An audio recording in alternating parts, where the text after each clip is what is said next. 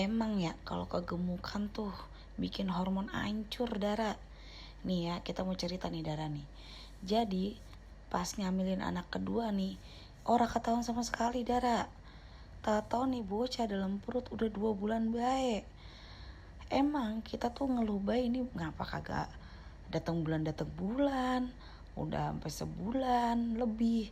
Kita cek lah tuh, kita USG, emang USG-nya mah di bidan Dara. Lah, apa kata si bidan? Kata gini, empo mah ini ada kista, katanya. Pusut dah, kaget kita, ada kista. Iya 7 cm. Wah Allah, sedih banget kita. Coba empo ini dah USG ke dokter. Datang nih kita nih ke dokter spesialis di USG dah tuh.